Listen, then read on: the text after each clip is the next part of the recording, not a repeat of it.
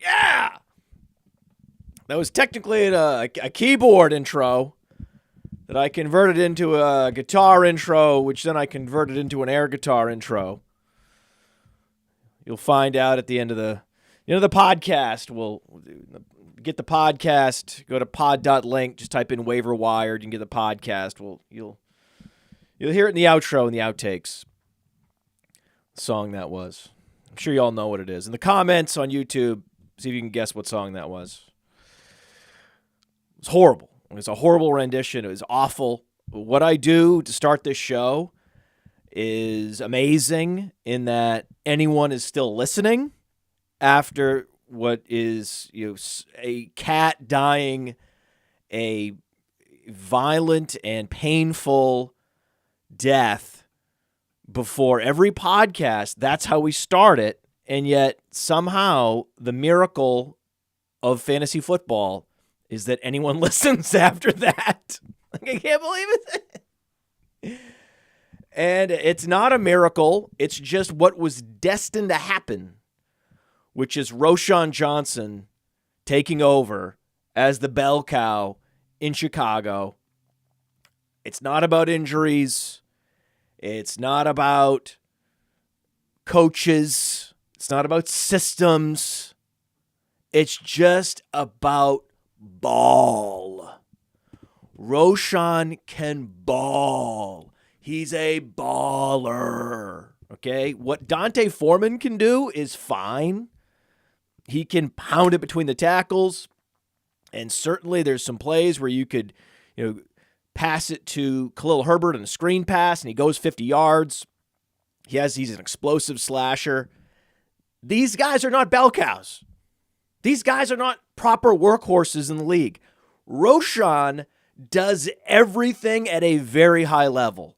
Pass block, pass catching, between the tackles, outside the tackles. He can get to the edge. He can put his foot in the ground and get upfield. He can break through tackles. Remember, Roschon Johnson was the second best running back in college football per the advanced metrics.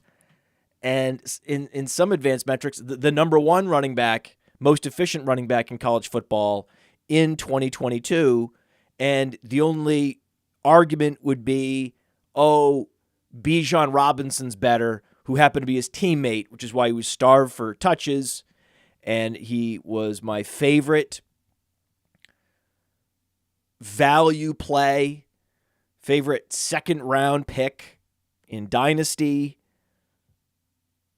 favorite handcuff in the double-digit rounds. Like, it was wide open for him to just seize this job outright in training camp. And then he was in the process of becoming the primary back, named the starter, and then that very week was concussed.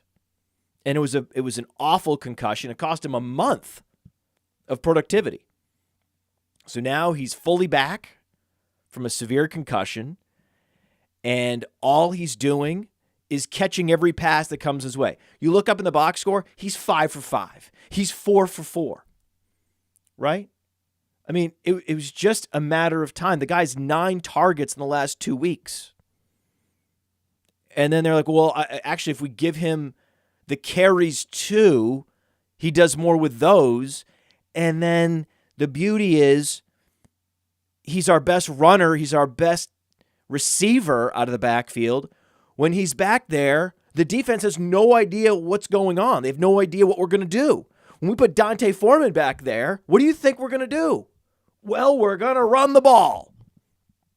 And all of this, and Roschon gets the benefit of the Alfred Morris corollary with Justin Fields freezing linebackers on these option plays. It's such a beautiful thing.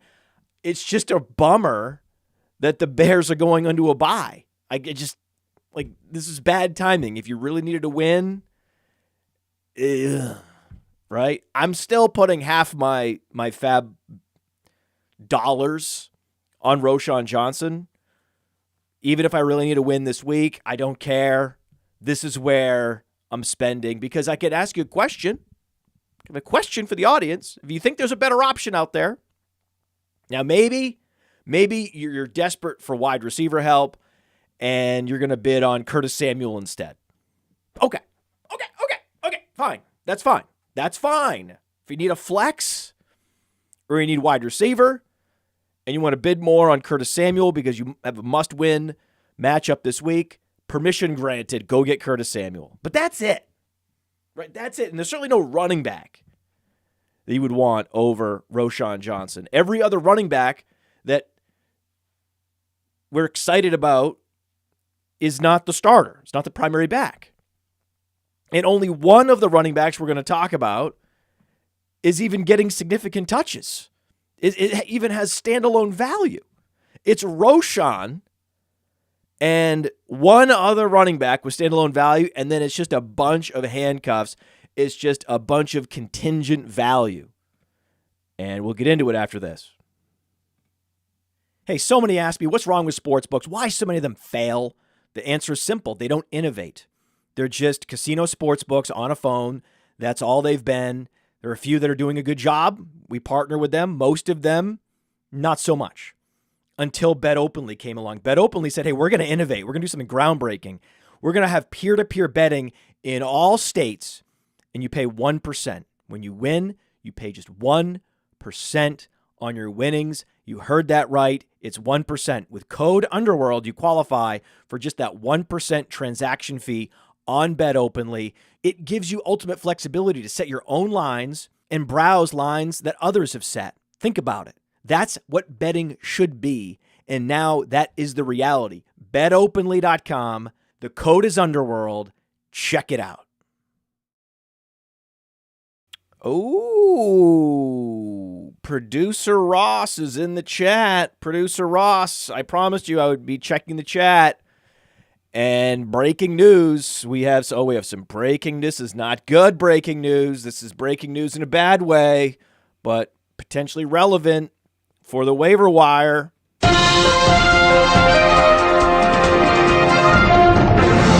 Oh, I hate it. Word association.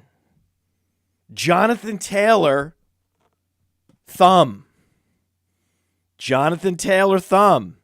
That's not good. He's currently being evaluated for a thumb injury sustained. Not good. Right? I don't like this. I don't want injuries. This is not how it should happen. This is not the way it should work. The best way is when Roschon Johnson is just better. That's the best way that a player can seize an expanded role and be the top waiver wire option. That's the best. Right?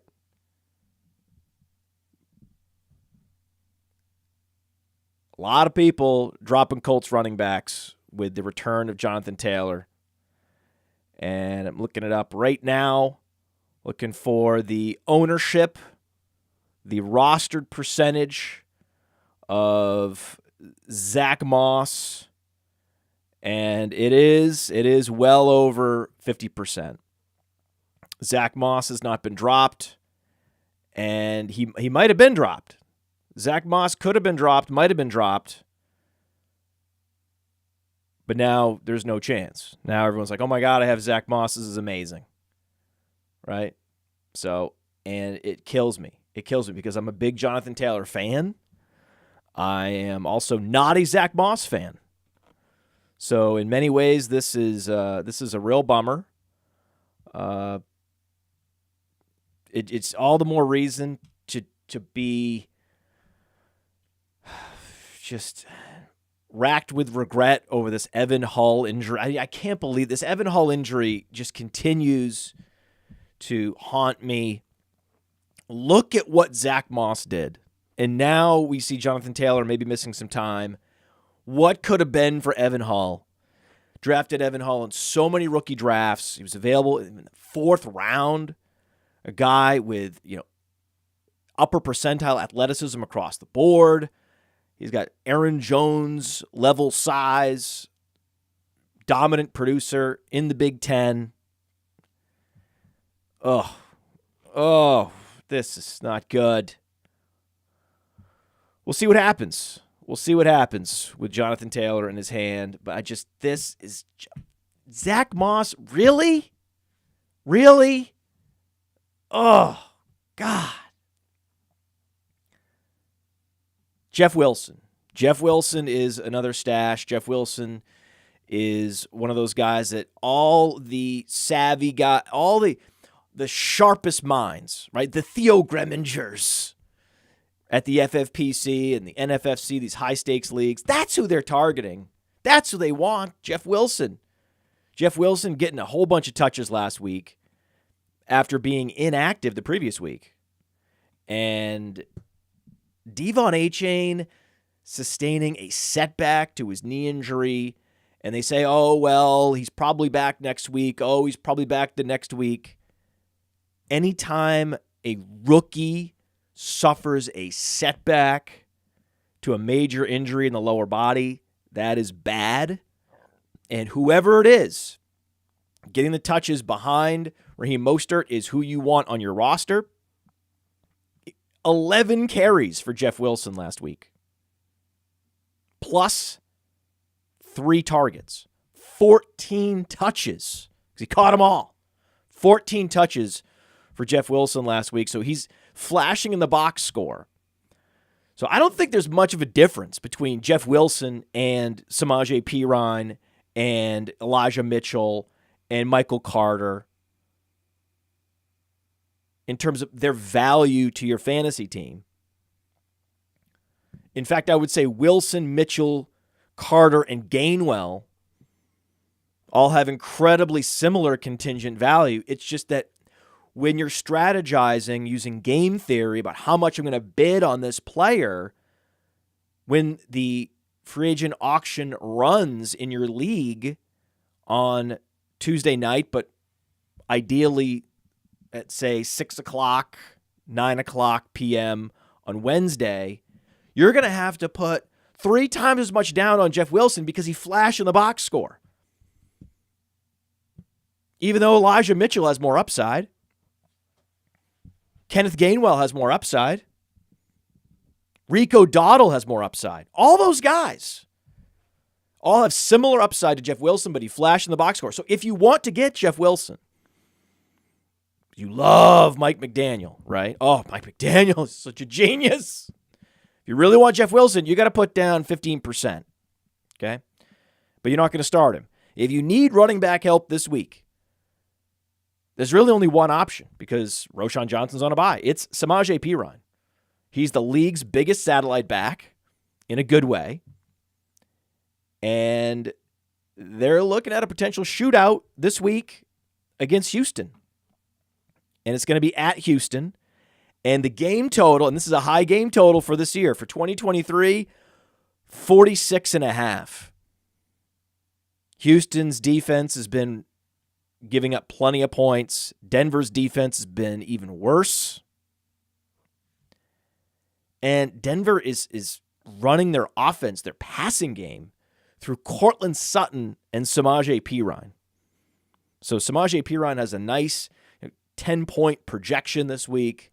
With he doesn't have a huge ceiling, like it's not a spike week play, but he's going to be in that 5 to 15 fantasy point zone.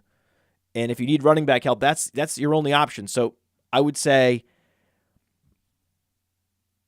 if you must win this week and it's hanging in the balance and your RB2 spot or a flex spot must be filled, I would push your chips in on Samaje Perine and Curtis Samuel. If you feel more comfortable, Roschon Johnson. I would just make sure I go get Roschon Johnson. I'm 50% of my budget dedicated to Roschon Johnson unless I am desperate for points. Then I'm going to go up to, say, 25% of my budget on Samaje Perine. Like the average team, probably 10% of your budget on Samaje Perine, up to 25% if you really need like RB2 production.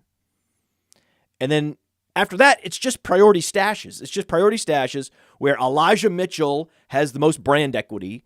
So you're going to need about 4 to 5% on Elijah Mitchell if you want to secure him, if he became available. Michael Carter flashed in the box score. Got a bunch of touches last week, though it was in garbage time. Like 4 targets. Cardinals offense has potency. Carter is a better receiver than James Conner. That's a fact. So I like Michael Carter. But because he flashed in the box score, you're going to have to bid a few extra bucks to get Carter than, say, Gainwell or Rico Dowdle. Rico Dowdle and Gainwell didn't do anything in the box score. Well, with the exception of Gainwell. Gainwell did out-target Swift 3-1. That's the number that I'm paying attention to, but he's still 27% rostered. Dowdle, even lower rostered percentage. So, Rico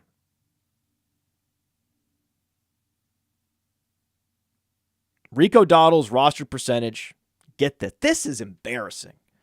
This is right there with the Michael Wilson roster percentage. And yes, Michael Wilson got injured. So yeah, anyone that didn't roster Michael Wilson was proven right because of the injury.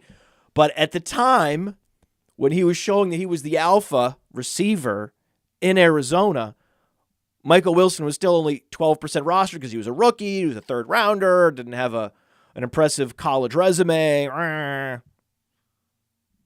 All the know-nothings in fantasy ignoring him. And this is what's happening now with Rico Dowdle. He's only 12% rostered. And they're at home against Seattle. I mean, we're starting Tony Pollard. Absolutely. But there's enough there. There's going to be enough touches there, enough backfield touches to get Rico Dowdle up to 10 fantasy points this week. I like him as a flex option when you're desperate.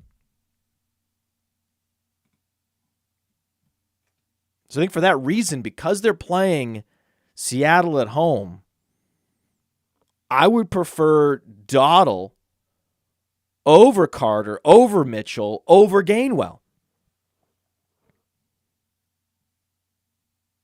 But you don't need to bid anything on Rico Dowdle. If he's available at 12% rostered and he did nothing in the box score, you don't have to worry. You don't have to bid anything to get him. You can just put 1% and get him. So on Patreon, patreon.com/podfather, I post my FAAB guidance every week. And I post what you need to bid to get the guy, not necessarily my rankings. But then I also provide the rankings, like my preferred player this week, and then what you need to bid to get him. Other stashes include Tyjae Spears, but that offense is so bad. What is the value of Tyjae Spears, really? Leonard Fournette, he is going to get activated at some point unless something happened to him that I'm not aware of. Let me know in the chat. Did Leonard Fournette get hurt in practice? What's going on? Does anyone know what's happening? Where's Lenny? Where is he? I have him stashed in a lot of leagues, and he's just being dropped because everyone's just got Fournette stash fatigue, and I get it. So, great point in the chat by Singuista. We're on. Hey, by the way, we're live on Twitch. We're live on Facebook Live. Facebook Live. Check us out on Facebook Live. Check us out on Twitter, X. Check us out on YouTube. Most of you, that's where you're tuning in to see us live. But we're also on Twitch. And Singuista, he's a loyal, and he's like, hey, Twitch is represented. I love seeing Singuista in the chat. He's like, hey, Twitch is here. The one guy on Twitch that watches the show is here. And he just wants to remind everybody, and I think this is something that is important. Roschon Johnson's playoff schedule is delicious. Okay, so I thought that in my monologue, I get into all the reasons to love Roschon Johnson, and then I forgot to mention the Bears' schedule for the rest of the season, especially in the fantasy playoffs. It is delicious. It is delicious. Let's just go through it. When they come off their bye, Week 14, Detroit at home. Then it's at Cleveland. That's not great. If it was Cleveland at home, it would be better. Right? In fact, it would be great to flip those two home aways. If they could play at Detroit, then you're guaranteed garbage time. And then they could get Cleveland at home. That would be great. But then home against Arizona, home against Atlanta, 3 home games out of 4 in the fantasy playoffs. Oh, that's delicious. Only at Cleveland is a matchup where you would consider benching Roschon Johnson. Oh, my God. This is why 50% push in the middle of the table. Go get Roschon Johnson. And I take a lot of pride in every week, even last week. Every week in our FAAB guidance, the FAAB guidance on Patreon, this show, every week we talk about Roschon Johnson. Every week. Told you so. Every week there's it was like Jaden Reed, and then the week before, and the week before. There's always a told you so. And I believe Khalil Shakir could be a good told you so for next week. I am stashing Khalil Shakir. I'm not dropping him. I'm looking forward to others dropping him so I can get even more Khalil Shakir. So if I had to guess my told you so for next week, but there will be one, there always is one, it's going to be Khalil Shakir. And then eventually, one of these weeks, it's going to be Michael Wilson. Eventually. He's going to have one of these 2 touchdown games. Wilson's going to go 6 for 8, 110 yards, and 2 touchdowns. Michael Wilson's going to do it. He's going to do it. Curtis Samuel was epic, but that was just the best possible game situation for a wide receiver to go up against Dallas, down 30. Those kind of game situations don't come around very often. When they do, you want to stream your wide receiver against that team. However, this week, Washington hosts Miami. That's a 50-point total where Washington is a 10-point dog. Okay, so the rule for betting is I don't bet every week, but whenever I see a home dog getting 7.5 or more points, I always bet that. That's the system, right? Washington is a smash. I'm going to be betting the Washington money line, right? Because we know that Miami's strength aligns perfectly with Washington's weakness, the secondary. So we know what's going to happen. We know this is a great week to play Tua, Tyreek Hill, Jalen Waddle. We know it. Like that's not a difficult start-sit decision. You know what you're doing in DFS. You know where the ownership's going to be this week. No secret. But who you're running it back with in DFS? Think about that. Think about who are people running it back with? That's typically the wide receiver you want to stream in your flex spot. It's just unfortunate. The bummer is that Curtis Samuel was so good last week. That's the big bummer. Because I would have been advocating for him the entire first half of the season, streaming Curtis Samuel. We had one week where we said you got to stream Howell, Samuel, and Logan Thomas. But that wasn't Miami at home. Like this is the dream scenario. This would have been the best value streaming wide receiver of the year had Curtis Samuel not spoiled it by going off last week.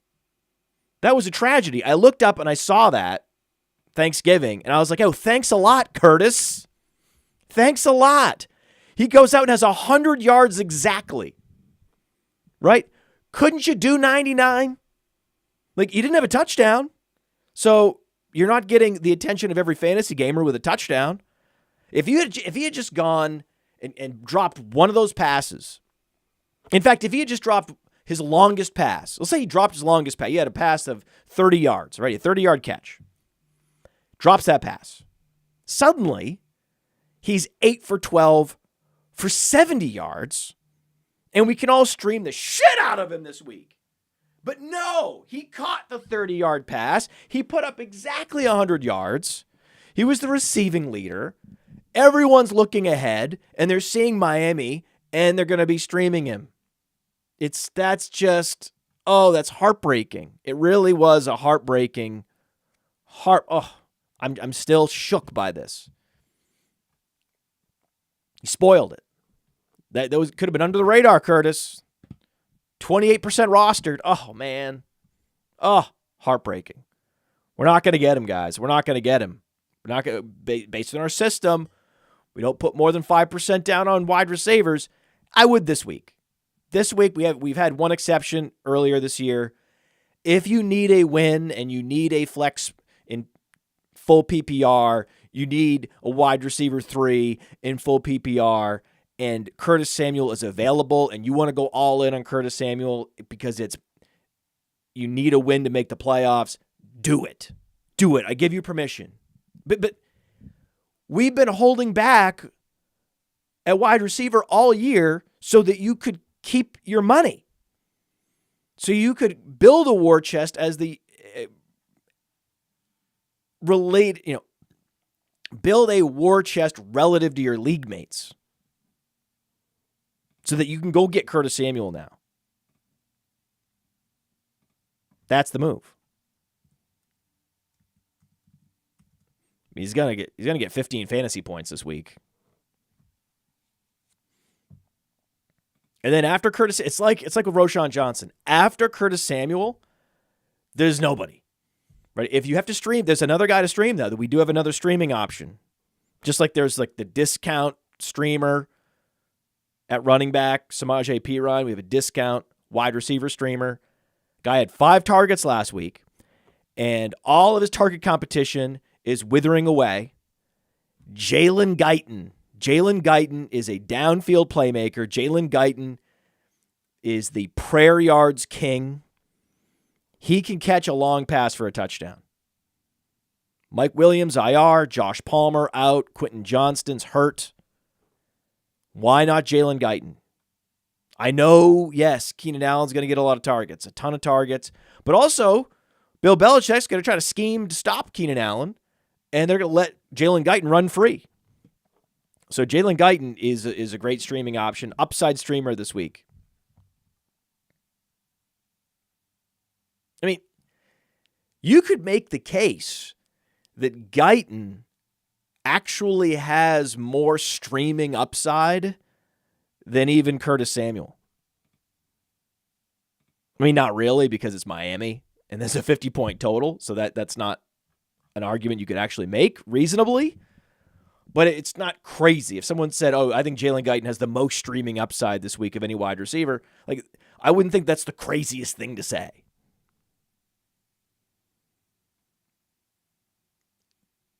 Especially if it were in LA, but it's not. It's in New England. The total's only 40.5.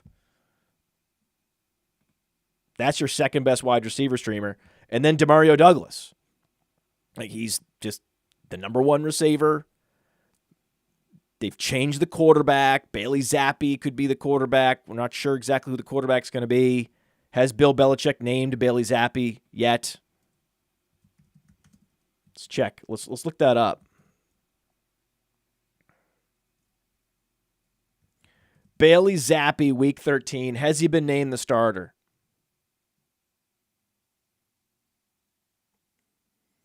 NewEnglandPatriots.com. Patriots.com.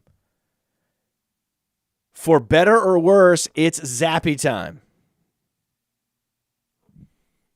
Paul Perillo believes it's time for Belichick to go with Zappi. That's not official, but that's what the writer for Patriots.com believes they should do. But that's a good thing. That's a good thing. We know that it doesn't get any worse. When you're the number one receiver and your ceiling is 10 fantasy points. 15 fantasy points. Sorry. Then any quarterback change is a good thing. So that's why I have renewed hope in Demario Douglas as a streamer now with Bailey Zappi. Still prefer Guyton. I'm staying the course with Khalil Shakir. If and when he gets dropped, soak him up. Michael Wilson, if he gets dropped, soak him up in deep leagues. Marvin Mims. Marvin Mims outproduced Jerry Jeudy. Jerry Jeudy is a 0. Jerry Judy's done. He is dust. Goodbye. I'm going to talk to John Daigle later today on the Mind of Mansion show. I'm going to ask him what the hell happened to Jerry Jeudy. But Marvin Mims is picking up the slack. Marvin Mims, this is going to be a shootout against Houston. Deep streamer, Marvin Mims. Marvin Mims, sneaky deep streamer. I may consider streaming Marvin Mims over even Demario Douglas. I think it's close. I think Douglas gets, because Jerry Jeudy is still on the field and running all these routes, it suppresses Marvin Mims' upside. And I would go Demario Douglas as a streamer, but for the rest of the season, I think I'd rather have Mims. There's serious upside there if they finally decide, hey, listen, hey, Jerry, why don't you just take the rest of the season off? Tutu Atwell is another great stash. Rams are scoring points. Matthew Stafford is dialed in. Even if he's the number 3 receiver, there's upside there. He has speed. So I like Tutu Atwell as a stash. I like Darnell Mooney. He has speed. Justin Fields gives that offense more upside. He's not getting the targets. They're going all to DJ Moore and Cole Kmet. They're dominating the target share. But I like Darnell Mooney as a desperation streamer and a guy to stash in deep leagues just in case, because there, like I said, there is splash play upside for an offense with a great schedule. So we talked about the schedule already. That's a reason why I'm actually actively stashing Darnell Mooney. Not just, if DJ Moore misses time, then of course you'll want him. But this Bears offense can sustain 3 receivers, 2 wide receivers, and Cole Kmet. And then the stashes beyond that are just like A.T. Perry is stashable, Zay Jones, Rashad Bateman, Dontavian Wicks, Trey Palmer. Whew. You're streaming Gardner Minshew again. His rostership did not rise last week. It's going to be Gardner Minshew again. If Jonathan Taylor misses, then more reason to go ahead and stream Gardner Minshew. He's all that's left. For quarterback, that's all that's left. And then sneaky tight end streamer. Juwon Johnson. 7 targets last week. Okay. Saints are playing the Lions at home. Lions in a dome shootout. Juwon Johnson is my tight end to play this week. It's only a 46-point total. I take the over there. That's an easy over for me. Okay, so I think there's two bets to make this week. Commanders money line, because it's just too easy. And Lions Saints over. Juwon Johnson, baby. A lot of you need tight end help, right? I get it. Gerald Everett's out there. Gerald Everett, that game total is low. A lot less shootout potential. If you can't get Gerald Everett, or if you're wanting to shoot for maximum upside, that guy is Juwon Johnson.